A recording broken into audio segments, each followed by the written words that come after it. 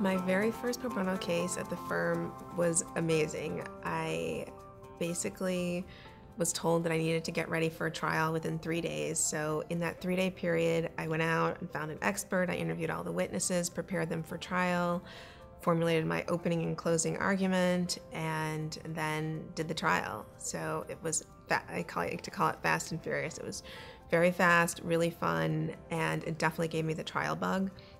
It was my first substantive courtroom experience outside of law school, so I became very interested in doing more trial work.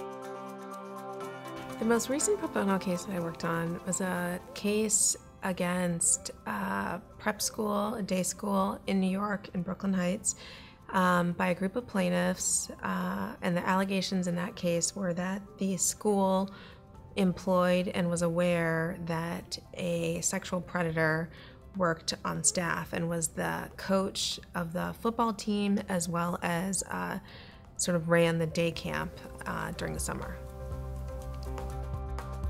Initially, when I got involved in the case, I was just tasked with sort of looking at some of the insurance policies that the school had to determine whether or not there would be coverage to contribute to a settlement if the parties were able to come to a settlement.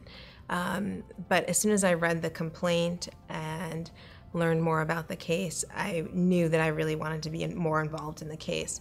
So one of the first things that we needed to do was to get through some discovery motions, and then we needed to fight a motion to dismiss based on statute of limitations grounds that the allegations had happened outside of the statute of limitations in New York, which is pretty strictly enforced.